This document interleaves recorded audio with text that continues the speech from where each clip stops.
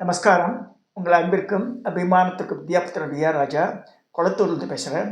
இதனுடைய 303வது வீடியோ. இதில் நம்ம அக்ஷர சக்தி பீடத்தை பார்க்க போகிறோம். இன்றைக்கி பார்க்கக்கூடிய சக்தி பீடம் 23வது அக்ஷரத்துக்கு உண்டானது. ச 2வது சாது. இதில் நிர்ஜரா தேவின்னு சொல்லியிருக்கு. இந்த அம்பாளை பற்றி சொல்லும்போது ஒரு முகம் 4 கைகள். அவள் அம்பாள் எப்படி இருக்கான்னா, மேல் வலக்கையில் அந்த வாளும், இடக்கையில் கேடயமும், முன் வலக்கையில் சூலமும், இடக்கையில் பாசமும் வச்சுட்ருக்கா. ஒரு காலை மடிச்சுட்டு ஒரு காலத்தை போட்டுருக்கா. மர்கடம் என்ற குரங்கு தான் வாகனமாக இருக்கு இவளுக்கு. இது வித்தியாசமான வாகனம். ஆஞ்சநேயராட்டம் மர்கடம் சொல்லியிருக்காரு. குரங்கு வாகனத்தில் போட்டிருக்கா அம்பாள் சொல்லப்பட்டிருக்கு. ஒரு முகம்தான் அந்த அம்பாளுக்கு. இந்த மர்கடம்னு இந்த குரங்கு வாகனம் சொல்லும்போது என்ன சொல்லுவோம், இன்றைக்கி கரெக்டாக இவ்வளோ நாளும் வந்ததே கிடையாது எங்கள் ஊரில். குரங்கு வந்தது ஆற்றுக்கு. கீழாத்து மாமிட்டு வாழைப்பழம் வாங்கி சாப்பிட்டு போயிடுது. ஏதோ ஒரு ரிலேஷன்ஷிப் இருக்குன்னு நினைக்கிறேன். இப்போ புராணம் புகழும் கோகர்ணம், கோகர்ண க்ஷேத்திரம் தான் இது சொல்லப்பட்டிருக்கு. ஒரே வரலாறு 2 க்ஷேத்திரத்துக்கு சொல்லப்பட்டிருக்கு நம்ம நாட்டில். அதில் ஒன்று இது கோகர்ணம், இன்னொரு இது பைத்தியநாத். அது ரமணேஸ்வரன் கதை பார்க்க போகிறோம். திருப்பியும் same story will be repeated here also. கொஞ்சம் பார்த்து கொஞ்சம் ரீகால் பண்ணிக்கிறோம் அந்த ஸ்டோரியை நம்ம. அதாவது ஷா எனும் சமஸ்கிருத எழுத்தின் மெய்யெழுத்துக்குரிய சக்தி ஷயார்தா தேவி அல்லது நிர்ஜரா தேவி என்று அழைக்கப்படுகிறாள். அவள் ரூபத்தை சித்திரசாப சந்திரம் இவ்வாறு வர்ணிக்கிறது. சனிர்ஜ ராருந்த தீபம் பீதா மர்கட வாகனா திரிசூலம் சுரிகாம் பாஷம் கேடம்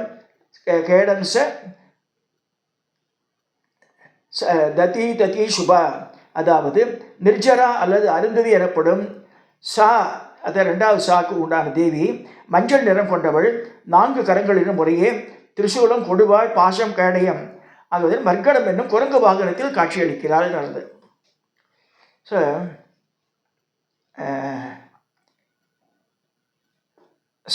சா சகாரோ முஷபி ஜேய ஏக நேத்திரச்ச சைலஜே என்று தேவியை மந்திராபிதானம் வர்ணிக்க. அதாவது மலைமகளே சைவத்தில் ஏக நேத்ரா என்றும் வைணவத்தில் முசலி என்றும் சகாரி தேவி அழைக்கப்படுகிறாள். இந்த ச 2 சகார எழுத்து பிறப்படத்தில் தான் தாட்சாயினின் வயிற்று பகுதி விழுந்தது என்று மேரு தந்திரம் கூறுகிறது. இதுவே இன்று கோகர்ணை மகாசக்தி பீடம் தலமாகும். இந்த மகாசக்தி பீட சொரூபணியை ஜலதுர்காவும் கூப்ப சொல்கிற க்ஷேத்திரபாலக பெயர் அப்பீரூன்ற பெயராம். க்ஷேத்திரபாலகருக்கு கர்நாடக மாநிலத்தில் வடக்கு பகுதியில் உள்ள கார்வார் மாவட்டத்தில் மேற்கு தொடர்ச்சி மலையை ஒட்டி அரபிக்கடலை நோக்கி அமைந்திருக்கும் திருத்தலமே கோகர்ணம். கோகர்ணம் பசுவோட காது மாதிரி. கோனா பசு, கர்ணம்னா காது. ஸோ இது பெங்களூர்லேருந்து 472 கிலோமீட்டர் தொலைவில் உள்ளது. இந்த இடத்திற்கு செல்ல பல வழிகள் உள்ளன. சென்னை, மதுரை, கோயம்புத்தூர் முதலிய இடங்களிலிருந்து பெங்களூர் வழியாக கோகர்ணத்தை அடையலாம். ரயில் வண்டிகள் உள்ளன. கர்நாடகத்தில் பல பகுதியிலிருந்து பேருந்து வசதியும் உள்ளது. கோகர்ணம் என்ற காரண பெயர் இருவிதமாக புராண கதைகள் சொல்கிறது. ஆதி காலத்தில் புவி முழுவதும் பிரளயத்தில் மூழ்கியிருந்ததால் ஜீவராசிகளின் பிறப்பு முற்றிலுமாக நிறுத்தப்பட்டு விட்டது. இதை கண்டு கவலையுற்ற பிரம்மதேவர் தன் தொழிலை மீண்டும் துவக்க கடுமையான தவம் செய்து கொண்டு அப்போ ஈஸ்வரர் காட்சியளிக்கிறார். அந்த தவத்தை கண்டுபிடிச்ச மகேசன் பிரம்மாவை நெத்தியிலிருந்து வெளிப்பட்டு அவர் முன்னாடி சொல்கிறார். என்ன கேட்குறார், நானே படைப்பு சொல்லி பண்ண முடியாமல் இருக்கேன், நீங்கள் ஹெல்ப் பண்ணணும்னு சொல்லும்போது இவரே பண்ண ஆரம்பிச்சார். மகேஸ்வரர் இப்படி பண்ணாவே தபஸ் பண்ணுறேன்னு சொல்லி பாதாள லோகத்தில் போய் மகேஸ்வரர் தபஸ் பண்ணுறாரு.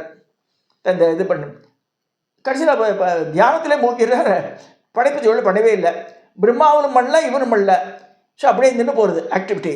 ஸோ இந்த மாதிரி நின்று போச்சேன்னு கவலைப்படுறார் பிரம்மா. இவ்வாறு இறைவன் தவம் தொடங்கி 3 யுகங்கள் கழிந்து விட்டன. தவமும் முடியவில்லை, படைப்பு சூழலும் தொங்கப்படவில்லை. சிவனாரின் எண்ணெய்ப்படி படைப்பு ஏற்பட்டால், ஏன்னா சிவனார் எல்லாரும் நல்லா இருக்கணும், இதெல்லாம் நல்லவாளாக இருக்கணும் அப்படின்னு சொசைட்டி முடியாது. ஒருத்தர் கட்டமானா ஒருத்தர் நல்லவா இருக்கணும். அப்போ தான் ஒரு ஆக்டிவிட்டி நடக்கும். ஒருத்தர் வேணும்னா ஒருத்தர் வேண்டாம் சொல்லணும், அது மாதிரி இருக்கணும். ஸோ அந்த ஜீவராசிகளின் ஏற்றத்தாழ்வு அவசியமானது என்று எண்ணி பிரம்மதேவர் மீண்டும் தானே முன் வந்து திரிகோணங்கள் பரவலாக கொண்ட ஜீவராசிகளை உற்பத்தி செய்தார். அதை சத்தம் தாமசம் ரஜோகுணம் சொல்கிறா இல்லையா, அந்த மாதிரி கூட அது மாதிரி பிரம்மதேவர் ஏற்பாடு பண்ணுறார். ஸோ பிரம்மாவின் படைப்பு சூழலை இனியும் ருத்ர அறியாவிடில் பெருங்கேடும் குழப்பம் உண்டலாம் ஏற்படலாம் என்று பிரகிருதி தேவின்னு பூமாதேவி அவள் என்ன செய்கிறான்னு இவரை எழுப்புறார் பரமேஸ்வரனை. ஸோ பிரகிருதி தேவி 5 முகங்களுடன் 3 விழிகளும் அஷ்டபுஜங்களும் 3 பாதங்களும் கொண்ட இந்த பிரகிருதி தேவி இறைவன் இருப்பிடம் சேரி பிரம்மதேவரின் செயலை விவரித்தாள். இதை கேட்ட ருத்ரர் கோபாபிஷம் கொண்டு அவள் கிளம்புறாரு பாதாளத்திலிருந்து. வரும் வழியில் பூமி தடுக்கிறது. ஸோ இதனால் ஆத்திரம் மேலிட தனக்கு வழிவிடுமாறு பூமாதேவியை கேட்கிறார். அவர் பரமனின் பாரத்தை தாங்கிக் கொள்ளும் சக்தி தனக்கு இல்லை என்று கொண்டு பூமாதேவி அவரோட உருவத்தை சின்னதாக பண்ணிட்டு என் உடம்புல வந்துருங்க, என் காது வழியாக போயிடும் போன்றா. கட்டவரல் அளவுக்கு மாறி அவள் உடம்புல பூந்து காது வழியாக வெளிவர பரமேஸ்வரன் இருக்கு. அதனால தான் கோகர்ணம் இந்த பேர் வருது அப்படின்னு சொல்லப்படுறது. ஸோ பிரம்மதேவனின் படைப்பில் மிகவும் அதிருப்தி அடைந்த சிவன் சினம் கொண்டு அவருடைய படைப்புகளை எல்லாம் அழிப்பதற்காக தனது கணங்களை ஏவினார். இதை கேள்விட்டு கேசவன், அதாவது நாராயணன் வந்து அவர் 2 பேரும் சமாதானப்படுத்தி மேலே பண்ணக்கூடாதுங்க, நீங்கள் பாட்டு தபஸில் வந்துட்டு அவரும் பண்ண முடியல, ஆக்டிவிட்டி நின்று போகிறது, அதனால் பண்ணியிருக்கார், அதனால் நீங்கள் வந்து அவரை மன்னிச்சு விட்டுருங்க. சரி மன்னிச்சு விடுறார். எதிர்காலத்தில் தாம் செய்ய வேண்டிய கடமைகள் இரவின் உற்று சிந்தித்துவதாக பிரம்மாவின் படைப்பு தொழிலில் சக்தியையும் விஷ்ணுவின் சக்தியையும் தன் சக்தியும் சேர்த்து அதிலிருந்து 3 கொம்பு என்ன செய்கிற 3 கொம்பு 3 கொம்புகள் 3 கண்கள் 4 கால்கள் கொண்ட அழகிய பொன்மான் வடிவத்தை படைத்து அதை கைலாயத்துக்கு எடுத்து போயிடுறாரு. கைலாயத்துக்கு போனோடனே இவரால் ஆக்டிவிட்டி பண்ண பிள்ளைங்க இருக்கிற இதெல்லாம் அவர் எடுத்து போட்டார். அதனால் பிரம்மா ரொம்ப கவலைப்படுறார் இந்த மாதிரி இருக்கேண்டு. சரி இந்த மாதிரி போய் சொல்லும்போது மகாவிஷ்ணுகிட்ட போய் கேட்குறா திருப்பியும் தங்கள் கவலையை தெரிவித்தனர். அனைத்து சக்தியையும் பகவான் சங்கரர் கையிலேக்கு எடுத்து சென்று விட்டதால் இனி அரணிடம் சென்று பிரார்த்திப்பதே முறைன்னு சொல்லிட்டு எல்லாருமே கைலாச போய் தேவர்களை முறையிடுறார் இந்த மாதிரி நின்று போச்சுண்டு.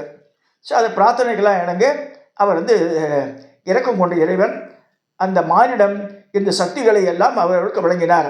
இறைவன் இப்படி செய்ததால் மண்ணுலகில் ஜீவராசிகள் உருவாறு சமநிலை அடைந்தது.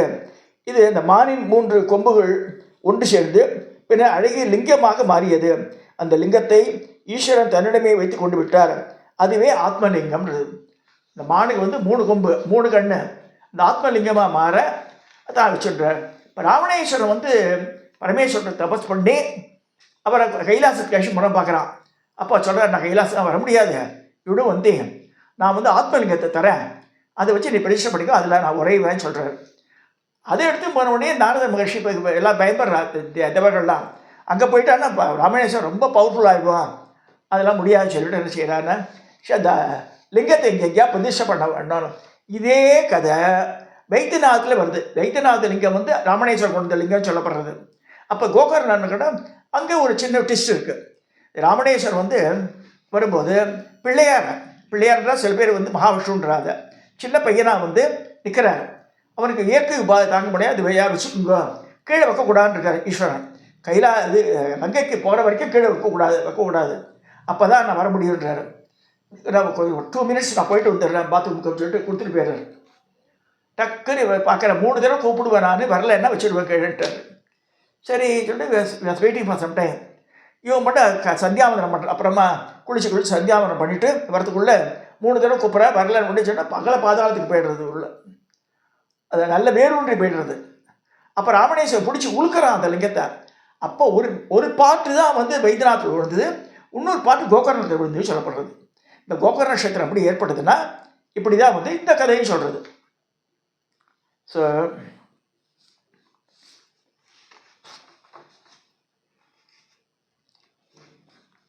தன் 20 கரங்கள் கொண்டு முழு சக்தியை பயன்படுத்தி அதனை பெயர்த்தெடுக்க முயன்றான் ராவணன். அது முடியாமல் களைத்து மயக்கமுற்று ரத்தம் கக்கி கீழே விழுந்தான். மயக்கம் தெளிந்த ராவணன் அருகில் சிரித்து கொண்டிருந்த கணபதியை பார்த்து தலையில் குட்டுறான். இது மாதிரி பண்ணிட்டேங்க. இப்போ கணபதியை தன் சேருவதை கமிச்சு மறைஞ்சு போயிடுறார். குட்டுப்பட்ட கணபதி அங்கிருந்து 40 அடிகள் கடந்து மேற்கு நோக்கி நிரந்தரமாக நின்று விட்டார். 2 கை இந்த கணபதிக்கு நின்ற கோலத்தில் இருக்கும். அது கோகர்ண நட்சத்திரத்தில் இருக்குது. ஸோ ராவணன் புஜபலத்துக்கு ஈடு கொடுத்து நிலத்தில் பயந்து விட்ட பிராணலிங்கம் மகாபலேஸ்வரர் பேர். இந்த கோக்கர நட்சத்திரத்தில் இந்த ஈஸ்வரன் பேர் மகாபலேஸ்வர். ஸோ ராவணன் சிவலிங்கத்தை பெயர்க்க முயன்ற போது லிங்கத்தின் மேற்பாகம் பசுவின் காது போல் குழைந்து அதன் கைப்பிடிக்கில் சிக்காமல் இருந்ததால் அந்த லிங்கம் பதிந்து விட்ட திருத்தலம் கோகர்ணம் என்று பெயர் அடைந்ததாம். மேற்கண்ட புராண கதையை நாம் ஏற்கனவே சற்று, அதாவது நம்ம வைத்தியநாத்தில் பார்த்துருக்கோம் சொல்கிறார் ஜபல்பூர் நாகராஜ சர்மா. மகாபலேஸ்வரை பிரதானமாக கொண்ட சிவாலயத்தின் மேற்கு வாயிலுக்கு அருகில் தான் மகாசக்தி பீடம் அமைந்துள்ளது. அங்கே பத்ரகாளி ரூபத்தில் அம்மன் கம்பீரமாக தரிசனம் தருகிறாள். இந்த கோவில் கருவறையில் மேல் ஸ்ரீசக்கர மேரு ரூபத்தின் கோபுரம் அமைக்கப்பட்டுள்ளது. மேரு ரூபம் என்பது சற்று எளிவமாக வித்தையில் உயர்ந்த ஸ்ரீவித்யா, மந்திரங்களை சேர்ந்து பஞ்சதசாட்சரி, எந்திரங்கள் எனப்படும் சக்கரங்கள் உயர்ந்து ஸ்ரீசக்கரம், ஆறு மகாமேரு. இந்த சக்கரத்தை 4 வகைப்படுத்தலாம். முதல் வகை பௌம பிரசாரம், அதாவது ஸ்படிகம், தங்கம், வெள்ளி, தாமரம் அல்லது பஞ்சலோகத்திலான தகட்டில் ரேகைகள் ரூபமாக வருது. அது தகடாட்டம் சொல்லியா, அது பௌம பிரசாரம் சொல்லிருக்கு. 2வது மேரு பிரசாரம், மலையின் சிகரம் போல் இருக்கும். அடித்தளம் என்னும் பூபுரத்தில் ஆரம்பித்து 3 சக்கரங்கள் முறையே சிருஷ்டி சம்ஹாரத்தை அதை காமிக்கிறது. ஸோ இது சிருஷ்டி சக்கரம். 3வது அர்த்தமேரு, இதில் சதுரம், 3 வட்டங்கள், 16 தளம், 8 தளம், 1 மேலே ஆண்டகம் முக்கோணங்கள், 43 முக்கோணங்கள் இருக்குது. மேலே பிந்துஸ்தானத்தோடு இருக்குது. இது 4வது என்னென்னா பூர்ணமேரு, இதில் சதுரம், வட்டம், தளம், முக்கோணங்கள் யாவும் படிப்படியாக ஒன்றின் மேல் ஒன்று அமைத்து உயர்ந்து அமைக்கப்படும். பௌம பிரசாரம் தேவியின் வாசஸ்தலத்தில் வரைபடம். மேரு பிரசாரம் பெம்பர் உம்பங்கள் இரண்டுமே உருவத்தில் வித்தியாசமே தவிர வழிபாடு முறையில் ஒன்றே. சமீப காலம் வரை கோகர்ணத்தில் ஸ்ரீமந்திர் என்று அழைக்கப்பட்டிருந்த பத்ரகாளி அம்மன் கோவில் கருவறை கோபுரம் மேலே 4வது கூறப்பட்ட மகாமேரு ரூபத்தில் காணப்படுகிறது. இத்தகைய அபூர்வமான அதிசயமான அமைப்பை கொண்ட ஒரு புராதன கோவில் ஜபல்பூரிலும் இருக்கிறது. கோகர்ணத்தில் பத்ரகாளி அம்மன் கோவில் தான் ஊருக்குள் நுழைந்தவுடன் முதலில் கண்களுக்கு தெரியும். கோவில் சிறியது என்றாலும் கீர்த்தி பெருசுன்னு இருக்கார். வழக்கத்துக்கு மாறாக அன்னையின் முன்னிரு கரங்களில் அபயகஸ்தமாக விளங்குகின்றன. கருவறையில் பத்ரகாளி காட்சி தரும் அம்மனின் வதனத்தில் அன்னையின் பரிவை பரிபூர்ணமாக காண்கிறோம். அவளின் தாமரை திருவடிகள் சன்னதிக்கு எதிரே உள்ள மாடத்தில் தரிசனம் தருகின்றன. வைகாசி மாதம் முழுவதும் கோவிலில் நடத்தப்படும் ஆடம்பரமான விழாவை பண்டிகை பேவில் என்று சொல்கிறார்கள். இந்த கோவில் தெய்வ வழிபாடுகள் வைதிக முறைப்படி அனுசரிக்கப்படாததால் விழா காலங்களில் ஆடு, மாடு, கோழி பலி எல்லாம் உண்டு. குட்டுப்பட்ட கணபதி கோகர்ணவாசிகளுக்கு செல்ல குழந்தை. தனிக்கோவில் கொண்ட இந்த செல்ல குழந்தை நின்ற கோலத்தில் தரிசிக்கலாம். தமிழ்நாட்டில் பொதுவாக சதுர்புஜங்களோட காட்சியளிக்கும் விநாயகர் இங்கே 2 கரங்களோட நின்ற நிலையில் காட்சியளிக்கிறார். ஸோ நின்ற கோலத்தில் சதுர்புஜங்களோடு காட்சியளிக்க அன்னையின் திருநாமம் தாமிர கௌரி. மேலும் க்ஷேத்திர பாலகராக பாவிக்கப்படும் வீரபத்ரசாமி, நிலமகள் செவி வழியாக தோன்றிய நிலத்தில் கொடிகொண்ட ஆதி கோகர்ணேஸ்வரர் ஆகியோரை தரிசிக்க வாய்ப்புண்டு. கோகர்ண தலத்தின் ஒருவர் நுழைந்தாலே பிரம்மகத்தி தோஷம் போயிடும் அவளுக்குன்னு சொல்லப்படுறது. மேலும் அங்குள்ள மேலைக்கடல், அதாவது அரபிக்கடல், கோடி தீர்த்தத்தில் புனித நீராடி குற்றுப்பட்ட கணபதி, புனித பிராணலிங்கம், பரவசமூட்ட பத்ரகாளி, தயாநிதி தாமிர கௌரி இவாளை பார்த்து தரிசிச்சுட்டு வந்தால் வாழ்க்கையில் ஒரு பெரிய மாற்றம் ஏற்படும் சொல்லியிருக்கு. ஸோ இங்கே இருக்க பாப்பா இன்றைக்கி இந்த அம்பாள் நம்ம அம்பாஜி கோவிலில் இருக்கிற 23வது சன்னதி. இது 4 கரங்கள், 1 முகம் அம்பாளுக்கு. இது பேர் நிர்ஜரா தேவி சொல்லப்படுறது. இதை சொல்லி இந்த வீடியோவை நான் நிறைய செய்கிறேன். தயவுசெய்து சப்ஸ்கிரைப் பண்ணுங்கள், ஷேர் பண்ணுங்கள், லைக் பண்ணுங்கள்.